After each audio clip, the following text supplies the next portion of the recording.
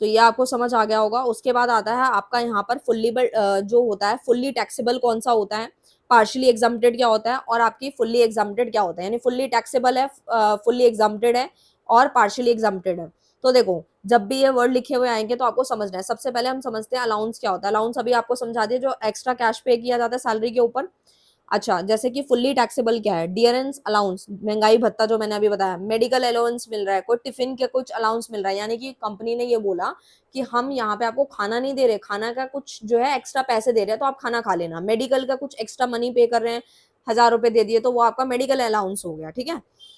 Partially exempted होता है कि मतलब कुछ लिमिट तक आपको जो है माफ कर दिया जाएगा और कुछ के आपको जो है टैक्स पे करना पड़ेगा, तो वो पार्शियली एग्जाम्प्टेड होता है। फुल्ली एग्जाम्प्टेड मतलब आपको बिल्कुल भी टैक्स नहीं लगेगा, ठीक है। जैसे कि कन्वेंस है, कन्वेंस अलाउंस आपके लिए बिल्कुल जो है फुल्ली एग्जाम्प्टेड है, कोई आपको टैक्स नहीं पड़ना। फॉरेन अलाउंस है, अलाउंस टू हाई कोर्ट जज, देखो कितनी अच्छी बात है, जितने भी हमारे हाई कोर्ट के जज हैं उनको जितने भी अलाउंस मिलते हैं वो फुल्ली एग्जाम्प्टेड है, कोई उनको जो है यहाँ पर टैक्स पे करने की जरूरत नहीं है। अलाउंस फ्रॉम यूएनए, यूएनओ में अलाउंसेज जो हैं वो फुल्ली एग्जाम्प्टेड हैं, ठीक है, यानी कि वो सैलरी का पार्ट नहीं बन। पार्शली एग्जाम्प्टेड में आता है जैसे हाउस रेंट अलाउंस है आपका, ठीक है, यहाँ पे जो आपको घर रहने के लिए जो है अलाउंस वगैरह पे कर रहे हैं, ठीक है। एंटरटेनमेंट का है, ट्रैवल का है, ये सारी चीजें जो है कुछ हद तक लगती है, उसके बाद इस पर टैक्स जो है पे करना पड़ता है। वॉल्डन अलाउंस है, जैसे कि मान लो डिपोटेशन है, जैसे कोई डिपार्टमेंट चेंज हो रहा है, ओवर टाइम कोई कर रहा है, सिटी का कोई अलाउंस है, तो ये सारी चीजें जो होती हैं वो फुल्ली टैक्सेबल होती हैं। हॉस्टल अलाउंस है, ये सारे तो आपका पार्शियली में आते हैं। ट्राइबल एरिया अलाउंस है, ठीक है। फुल्ली एग्जाम्प्टेड में क्या आता है, जैसे कन्वेंस अलाउंस हो गया, हेल्पर अलाउंस हो गया, यूनिफॉर्म अलाउंस, ये सारी चीजें ना आपको याद रखनी पड़ेंगी, ठीक है। पार्शियल मैंने अभी आपको समझाई दिया क्या होता है। House rent allowance section 10 subsection 13A के अकॉर्डिंग यहाँ बताया गया है कि क्या होता है। Employee receive house rent allowance from the employer to they meet the expenditure, यानी कि जो उसके खर्चे है उसके अलग से उसको जो है एक्स्ट्रा मनी पे करी जा रही है घर पे रहने के लिए। जैसे कई बार आप कंपनी से सुनते हो कि कोई पर्सन है, फॉर एग्जांपल एसबीआई में जॉब करता है या किसी गवर्नमेंट बैंक में जॉब करता है और वो गवर्नमेंट का एम्प्लॉय है, तो उसको बोला जाता है कि उसको रहने के लिए जगह नहीं दे रहे, उसको ये बोला जा रहा है कि तुम जो है रेंट जो है वो हम तुम्हारा पे कर देंगे, राइट। तो वो आपका हाउस रेंट अलाउंस कहलाएगा, राइट। अच्छा, actual house rent allowance receive by the employee in the respect of relevant period, rent paid by the employee in excess 10% salary due to him in respect of the relevant period, 50% of salary due to him respect relevant period in accommodation is situated and Mumbai। यहाँ पे कुछ जो हमारी cities बताई गई हैं like Mumbai, Kolkata, Delhi, Chennai, इसमें जो 50% ऑफ सैलरी का ही आपका क्या माना जाएगा, एग्जाम्प्टेड माना जाएगा, राइट। यहाँ पे साफ साफ लिखा भी है ये चीज आपको। Employee receive house rent allowance from the employer and it is exempt from tax, कितना एग्जाम होगा उसकी लिमिट बताइए। तो 50% तो जो आपका मुंबई, कोलकाता, दिल्ली, चेन्नई के लिए, और 40% आपकी इन स्टेट्स को हटा करके है। उसके बाद आता है ये देखो, यही चीज यहाँ पे लिखी हुई है तो शॉर्ट फॉर्म में समझाती हूँ। मुंबई, कोलकाता, दिल्ली, चेन्नई जो है उनके लिए सबसे पहले यहाँ पर एक लिमिट्स बनाई गई है। अलाउंस एक्चुअली रिसीव, कितना अलाउंस रिसीव्ड हुआ है ये रहा। फिर रेंट कितना पे किया, 10 उसका 10% सैलरी का, फिर 50% ऑफ सैलरी, ठीक है, ये तीनों चीजें। उसके बाद अदर सिटीज के लिए यहाँ 40% आ जाता है, बाकी सब कुछ यहाँ पर सेम है। आई होप आपको क्लियर होता होगा। नेक्स्ट आता है आपका इंटरटेनमेंट अलाउंस, वही सारे अलाउंस है बस एक्स्ट्रा है, बस नाम अलग अलग है इनके। इंटरटेनमेंट में क्या होता है, जैसे कि आप लोग कोई भी इंटरटेनमेंट वाली चीजों के लिए जो आपको एक्स्ट्रा मनी पे की जाती है वो इंटरटेनमेंट में आता है, ठीक है। ट्रांसपोर्ट में आपको पता ही है, बहुत सारी जगहों का बताया गया है। ट्रांसपोर्ट अलाउंस के अंदर आता है, transport allowance is taxable for normal person, normal person के लिए जितना भी ट्रांसपोर्ट अलाउंस है वो बेसिकली कैसा है, टैक्सेबल है। बट ब्लाइंड जो होते हैं, जिनको दिखाई नहीं देता, डीफ है, डम है, हैंडीकैप्ड है, तो उन सब के लिए ना कुछ यहाँ पे एग्जाम्प्ट है। कितना एग्जाम्प्ट है, 3200 पर मंथ, ठीक है। तो आप अगर पूरे साल का निकालना चाहते हो तो मल्टीप्लाई 12 कर लेना। Special allowance specially exempted under section 10, यानी कुछ स्पेशल अलाउंस भी प्रोवाइडेड है जो कि यहाँ बताया गया है। जैसे कि हर जगह का अलग अलग बताया गया है, जैसे कि अरुणाचल प्रदेश है, जम्मू कश्मीर है, जितने भी पहाड़ वाले इलाके हैं उनमें जो है 1050 पर मंथ जो है आपको एग्जाम्प्टेड है। जॉग फॉर हो गया कर्नाटका, वहाँ पे 300 पर मंथ है। हिमाचल प्रदेश, असम की बात करूँ, मेघालय की बात करूँ तो 200 पर मंथ है। तो इस तरीके से जो है आपको चीज़ें बताई गई हैं, बाकी आप इसको रीड आउट कर सकते हो। ट्राइबल अलाउंस में जैसे यूपी है, कर्नाटका है, यानी कि this exemption is available ₹200 per month in 9 state. 9 states के अंदर ₹200 पर मंथ तक एग्जम्प्टेड है। एग्जम्प्टेड मतलब समझ रहे हो ना, टैक्स पे नहीं करना इतने तक, उसके बाद आपको लगेगा, ठीक है। Children education allowance ₹100 per month पर बच्चा, एक बच्चे का, ठीक है। 2 बच्चों तक के लिए वो जो है एग्जम्प्टेड है, ₹100 एक बच्चे का, तो ₹200 हो गए 2 बच्चों के, ठीक है। हॉस्टल अलाउंस जो है आपका पर चाइल्ड का 300 पर मंथ है, ठीक है। मैक्सिमम 2 बच्चों तक का ही वो खर्चा उठाएंगे। उसके बाद आपका अंडरग्राउंड अलाउंस है, जैसे कुछ जमीन के नीचे काम कर रहे होते हैं, माइनिंग वगैरह ये सब के लिए, कोल माइंस के लिए, तो उनके लिए जो है 800 पर मंथ जो है एग्जम्प्टेड है, ठीक है, उनकी इनकम पे।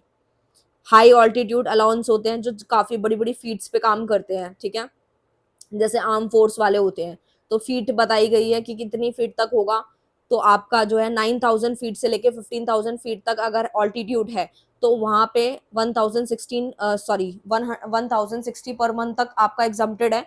और अगर आपका ऑल्टीट्यूड 15,000 से लेके जो है, मतलब 15,000 के अबव है, तो आपका 1,600 पर मंथ एग्जम्प्टेड है, राइट। उसके बाद आपको टैक्स लगेगा। सो इस तरीके से है। ड्यूटी अलाउंस है तो उसका कितना है, देखो इसमें याद करने का बहुत है, इसीलिए मैं आपको बोल रही थी कि वीडियोस बनाने में थोड़ा टाइम लग रहा है। एक तो मेरे को टाइम नहीं हो पा रहा, लेकिन स्टिल चीजें इतनी सारी है ना कि मैं कोई भी चीज मिस नहीं कर पा रही हूँ, और ऐसा हो ही नहीं पा रहा कि मैं एक वीडियो के अंदर जो है आपको जो है आधे घंटे के अंदर पूरी बुक करवा दूँ। पॉसिबिलिटी ही नहीं बन पा रही, क्योंकि चीजें इतनी सारी काम की हैं कि छोड़ी ही नहीं जा सकती, ठीक है। बाकी याद करने का देख सकते हो आप लोग कितना सारा बनता है, मैं समझा भी रही हूँ आप लोगों को। कुछ कीवर्ड्स हैं जो आप रीड आउट कर लेना, वैसे मैंने ऑलरेडी आपको बता ही दिए हैं, ठीक है। ये सब तो वही है जो मैंने आपको ऑलरेडी ऊपर समझा दिए थे। अब चलते हैं अपने अब हम स्टार्ट कर रहे हैं यूनिट नंबर 6, सैलरीज पार्ट 2 है ये। अब जो है थोड़ा सा और डिटेल में पढ़ना है आप लोगों को परक्विजिट्स, ठीक है। तो as per section 17 subsection 2 of the income tax act 1961, perquisite includes the value of rent, ठीक है, यानी कि जो आप लोगों की फैसिलिटीज होती हैं, परक्विजिट मतलब आपकी फैसिलिटी जो होती हैं, जो नॉन कैश वाली चीजें होती हैं, ठीक है, इसमें कोई पैसा नहीं मिलता आपको, सिर्फ सर्विस वगैरह जो है मिल जाती है। जैसे कि the value of rent, free accommodation provide कर दिया, ठीक है, घर पे रहने के लिए आपको बोल दिया, गाड़ी आपको चलाने के लिए दे दी, ये सारी चीजें जब मिल जाती हैं तो वो आपका परक्विजिट कहलाता है। अच्छा, उसके बाद आता है आप लोगों का on the basis of taxability की अगर हम बात करें, perquisite taxable for all employees, सबके लिए जो है टैक्सेबल है, लेकिन कुछ स्पेसिफाइड एम्प्लॉयज हैं उनके लिए यहाँ पे कुछ राहत मिल गई है। अच्छा, तो these perquisite are provided by the employer to any type of employee, जैसे गवर्नमेंट है, कोई प्राइवेट अंडरटेकिंग है, इस तरीके से। रेंट फ्री हाउस होता है जो, द वैल्यू ऑफ रेंट ज्यादातर आप गवर्नमेंट में देखने को मिलते होंगे कि कई लोग जो हैं गवर्नमेंट सेक्टर में काम कर रहे हैं, एज अ टीचर जॉब कर रहे हैं, उनको जो रहने के लिए कभी कभार क्या होता है केवी वगैरह में तो रहने को दे देते हैं, लेकिन जो DSSS की मदद से जो जॉब वगैरह लगती है दिल्ली के अंदर, उसके अंदर जो होता है आपको घर वगैरह नहीं देते, लेकिन हाँ आपका जो गाड़ी का खर्चा है या फिर आपका एक्स्ट्रा खर्चा जो भी होता है वो सब प्रोवाइड कर दिया जाता है। सो रेंट फ्री हाउस हो गया, एकोमोडेशन वगैरह हो गई, ये सब मिल जाती है in the hand of every employee. Concessional rent free house हो गया, the employer may provide the accommodation to its employee charging less amount of rent, deducting some amount of rent from its salary, मतलब उसकी salary से कुछ deduct कर लिया, ऐसे इस तरीके से।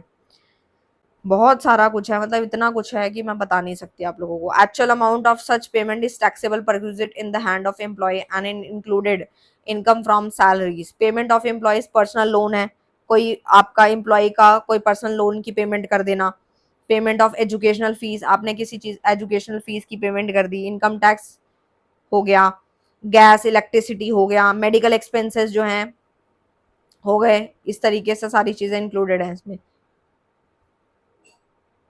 टैक्सेबल कौन सी रहेंगी, तो taxable under according to section 17 subsection 2 जो है of the act, perquisite which are taxable in the hand of specified employee called specific perquisite. जैसे कि स्पेसिफिक एम्प्लॉयज कौन से होते हैं ये आपको समझना है। तो a person who fulfil any of one of the following condition, कोई इनमें से एक भी कंडीशन पूरी कर देगा तो वो स्पेसिफिक एम्प्लॉय कहलाएगा। और बहुत अजीब सी ही इसकी जो है कंडीशन है। सबसे पहले तो यही है, if the employee is a director in a employer company, यानी कि अगर कोई भी जो पर्सन है वो फुल टाइम हो चाहे पार्ट टाइम हो, वो जो एम्प्लॉई है, यानी कि वो एक तरीके का, if the employee is a director, employee जो है वो डायरेक्टर होगा किसका, एम्प्लॉयर कंपनी का। The employee has acquired at least 20% more than equity share, यानी कि उस एम्प्लॉय ने 20% शेयर जो है वो उस कंपनी के खरीद रखे होने चाहिए, तो वो एक तरीके का क्या होगा, शेयर होल्डर होगा। ठीक है, तो इस तरीके से स्पेसिफिक एम्प्लॉय में कंसीडर होगा। मॉनिटरी सैलरीज इनकम में क्या आता है, जैसे कि बेसिक सैलरी वही आ गया, डीए आ जाएगा, बोनस, कमीशन, ये सब मैं ऑलरेडी पढ़ा चुकी हूँ, सबको जोड़ दोगे तो सैलरी बन जाएगी। परक्विजिट में आता है आपका rent free accommodation rule 3 subsection 1 के अकॉर्डिंग बताया गया, गवर्नमेंट एम्प्लॉय के अंदर employees of central and state government जो होते हैं, government employ of the deputation and presently serving any body और undertaking the control of government, foreigners sorry foreign government employees are not included in the category, जो भी foreign के government के जो employees होते हैं वो इस कैटेगरी के अंदर इंक्लूड नहीं होंगे, राइट। फिर आपका ये आता है कि जो भी रेंट फ्री अकोमोडेशन होता है जिसमें कुछ चीज़ें फर्निश्ड होती हैं, जैसे सामान वगैरह होता है, और कुछ होता है अनफर्निश्ड होता है। अनफर्निश्ड में क्या होता है कि आपको फर्नीचर वगैरह ये सब कुछ प्रोवाइड नहीं होता, और फर्निश्ड में क्या होता है कि आपको हर एक चीज़ कमरे के अंदर, रूम के अंदर मिलती है, जैसे कि टेलीविजन, रेफ्रिजरेटर, एयर कंडीशन, ये डोमेस्टिक ये सारी चीज़ें आप लोगों को मिलती हैं, तो वो फर्निश्ड में कंसिडर होती हैं। ठीक है, in the case of accommodation provided by government to the employee, अगर कोई गवर्नमेंट प्रोवाइड कर रही है एम्प्लॉय को, ध्यान से समझना है, यहाँ पे आप लोगों को ध्यान से समझना है, मैं यहाँ पे बता रही हूँ कि अगर कोई अकोमोडेशन जो है, यानी कि प्रोवाइड कर रही है गवर्नमेंट अपने एम्प्लॉयज को, अगर तो अनफर्निश्ड है तो क्या होगा, the value shall be license fee on union और the state government respect of accommodation. ठीक है, when there is accommodation is furnished, अगर मान लो वो फर्निश्ड है तो जो उसकी वैल्यू है फर्नीचर का 10% लगाएंगे। ठीक है, ये बात आपको ध्यान से समझनी होगी, सॉरी। सो ये फिर से एक चार्ट आ जाता है आप लोगों का, यहाँ पे थोड़ा सा आपको समझना होगा, इस चार्ट को समझ लिया तो सारी बात बन जाएगी। अकोमोडेशन में बताया कि in the city have population, फिर ना जब भी अकोमोडेशन को देखना होगा तो हम पॉपुलेशन देखेंगे। अगर हमारी पॉपुलेशन जो है 10 लाख तक है तो पहला वाला केस लगेगा, अगर 10 लाख से 25 लाख तक के बीच में है तो ये वाला डेटा देखेंगे, और अगर 25 लाख से ज्यादा पॉपुलेशन है तो ये वाला केस अप्लाई होगा। यानी कि when the accommodation is owned by the employer, where the accommodation is taken on lease on rent by the employee। ठीक है, या तो वो कभी कभार क्या होता है कि डिपेंड करता है, देखना पड़ता है कि जो एम्प्लॉई है वो रेंट जो है वो लीज पे लिया गया है, यानी कि वो जो सामान है वो लीज पे लिया गया है, या फिर एम्प्लॉय का खुद का है, ये एम्प्लॉयर उसको प्रोवाइड कर रहा है। ठीक है, तो इस तरीके से इस चार्ट को जो है हमें देखना होगा। तो बाकी आप इसको जो है रीड आउट कर सकते हैं, जैसे ऐसे के अंदर जो है कार वगैरह भी आती है, when car is owned by the employee, when maintenance and running expenses are, देखो आपको बस ना एक छोटी सी चीज ये समझनी है कि जब भी एम्प्लॉयर जो होगा अगर वो प्रोवाइड करेगा तो जितना भी एक्स्ट्रा एक्सपेंस होगा वो सारा एम्प्लॉय को ही वो टैक्सेबल होगा, लेकिन अगर वो एम्प्लॉयर अपनी मर्जी से ही कर रहा है सारी चीजें, उसका ही सामान है, तो उसको जो है सिर्फ मेन एक्सपेंस पे खर्चा करना है, दैट्स इट, इतनी बात आपको याद रखनी है। बाकी आप इसको गो थ्रू कर लेना, छोटी छोटी टर्म्स हैं, वही अकोमोडेशन ऊपर समझा दिया, मॉनिटरी इनकम, परक्विजिट आप लोगों को समझा ही दिया मैंने, बाकी सब वही है। ये हमारा लास्ट यूनिट है, मतलब लास्ट मतलब सैलरीज का लास्ट है, जो कि हमारा है प्रोविडेंट फंड स्कीम। पीएफ आपको पता है कब मिलता है, जब भी हम लोग प्रोविडेंट जो है, provident means to provide for future, यानी कि जब हमारी सैलरी से हर महीने कुछ ना कुछ कटता है पैसा, तो हमें जब हम कंपनी छोड़ते हैं तो हमें एक इकट्ठा पैसा मिलता है, तो हम पीएफ उसे बोलते हैं। और कई बार क्या होता है कि वो हमारा जो पीएफ होता है वो हमारा मेन जो हम जितना कटवाते हैं उसके अकॉर्डिंग मिलता है। कभी कभार क्या होता है कि एम्प्लॉय को लगता है कि नहीं मुझे एक साथ पैसा अच्छा मिल जाएगा तो मैं एक्स्ट्रा भी और कटवा देता हूँ। ठीक है, तो इस तरीके से रहता है। और PF is a fund which is created to help an individual in future, for example retirement और डेथ के केसेस में होता है ये। Certain amount every month out of salary and equal equal amount is contributor, हर एक employer को जो है वो प्रोवाइड करता है एम्प्लॉय को, और वो डिपेंड करता है कि वो कितना पीएफ कटवा रहा है। बहुत सारी कंपनीज में पीएफ कटता है और बहुत सारी कंपनीज जो है छोटी मोटी कंपनीज उनमें पीएफ वगैरह नहीं कटता। सो कई तरह का होता है, सबसे पहला होता है रिकॉग्नाइज्ड प्रोविडेंट फंड, जैसे कि this is the provident fund which is recognised by the commissioner of income tax in accordance with the rules of contain part A 4 schedule के अंदर बताया गया है। ठीक है, अभी आप इतना समझ लो और डिटेल में जाने की जरूरत नहीं है, ज्यादा डिटेल में जाऊंगी तो फिर आप लोगों का टाइम निकल जाएगा। यानी कि ये वो वाला प्रोविडेंट फंड है जो कि रिकॉग्नाइज्ड किया गया है कमिश्नर ऑफ इनकम टैक्स के अकॉर्डिंग्स, और इसके रूल अप्लाई होते हैं और शेड्यूल नंबर 4 है। अनरिकॉग्नाइज्ड प्रोविडेंट फंड क्या होता है? This is the provident fund which is not recognised by the commissioner. आपको बस एक छोटी सी बात इसमें याद रखनी है, जो हमारे इनकम टैक्स कमिश्नर के हिसाब से रिकॉग्नाइज्ड है वो रिकॉग्नाइज्ड होता है, और जो रिकॉग्नाइज नहीं होता वो आपका अनरिकॉग्नाइज्ड प्रोविडेंट फंड कहलाता है। ठीक है, no relief is guaranteed to the SSC for the tax purpose. ठीक है, पीपीएफ क्या होता है? पब्लिक प्रोविडेंट फंड, जो ज्यादातर हम सुनते हैं। रेगुलर सैलरीज एम्प्लॉय जो होते हैं वो सेव करते हैं मनी, जो मैं अभी आपको समझा रही थी, जैसे कि lawyer, accountant, doctor, actors, trader, ये सारे प्रोविजंस बताए गए हैं इनकम टैक्स एक्ट 1961 के according. Employer contribution exempt from tax, यानी कि एग्जाम है, छूट मिलेगी। और employee contribution qualify from deduction under section 80 C, यानी कि कुछ में डिडक्शन मिलेगी, राहत मिलेगी, और कुछ एग्जाम हो जाएंगे, छोड़ दिए जाएंगे। तो यानी कि interest on accommodation balances exam from tax, यानी कि एक स्टैट्यूटरी पीएफ है, रिकॉग्नाइज्ड है, अनरिकॉग्नाइज्ड है, पब्लिक पीएफ है। ठीक है, सो अब हमें मेन चीज समझनी है कि जो हमारा जो पीएफ होता है वो किस तरीके से हमारा डिवाइड होता है। तो अगर हमारा एम्प्लॉयर कंट्रीब्यूशन करता है या फिर एम्प्लॉय कंट्रीब्यूशन करता है तो कितना जो है हमारे को एग्जाम्प्ट होता है और कितना हम लोगों को जो है वो पे करना होता है। ठीक है, कितना टैक्सेबल होता है। तो सबसे पहले आपको ये समझना है, सबसे पहले यहाँ पे दिया गया स्टैट्यूटरी पीएफ। ठीक है, यानी कि एसपीएफ की बात करें, ये रिकॉग्नाइज पीएफ है और ये अनरिकॉग्नाइज है और ये पब्लिक पीपीएफ है, यानी कि शॉर्ट में इसको बोले तो पीपीएफ बोलते हैं, पब्लिक पीएफ बोला जाता है इसको। ठीक है, सो ये चार हैं जो हमें समझने हैं। अच्छा, एक चीज हमें ये समझनी है कि अगर हमारा कोई भी एम्प्लॉयर का कंट्रीब्यूशन होता है किसके अंदर, पीएफ के अंदर, पहले मैं आपको स्टैट्यूटरी प्रोविजन फंड का बता देती हूँ।